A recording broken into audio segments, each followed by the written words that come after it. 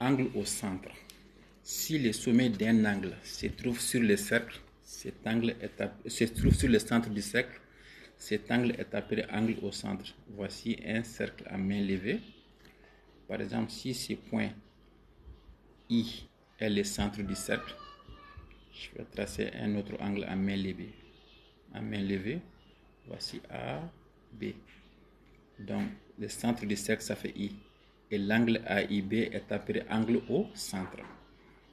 Donc, lorsque le sommet d'un angle se trouve sur le centre du cercle, cet angle est appelé angle au centre.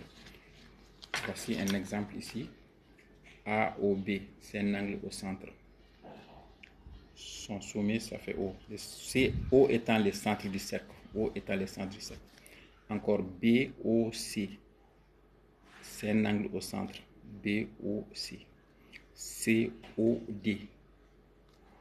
AOD. Ça, c'est angle au centre. C'est bon. Maintenant, si on te donne une figure comme ça, on te demande de nommer tous les angles au centre. Maintenant, je donne une remarque. Pour que tu nommes pas un angle 2 fois, ou pour que tu n'oublies pas un angle, par exemple, tu peux commencer par le sommet A.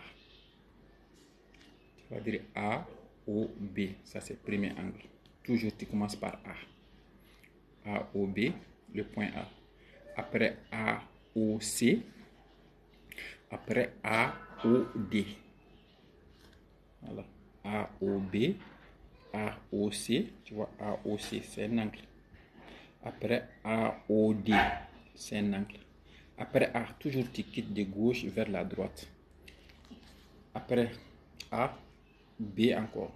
De gauche vers la droite. B, O, C. Voici B, O, C. B, O, D. B, O, D. C'est un angle. B, O, D. C'est bon. Après B, O, D. C, O, D. Voilà, j'ai écrit les angles au centre ici. AOB commence par A, AOC, AOD. Ensuite BOC, BOD, COD. J'espère que c'est bon. Voilà. Ok.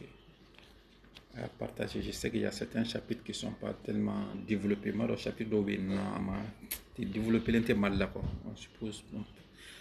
Chapitre, c'est pas un chapitre uniquement sur les angles. Bon, je pense pas. Hein.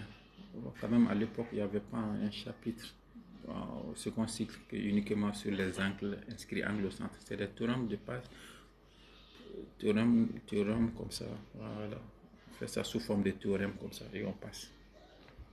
Voilà, c'était ça.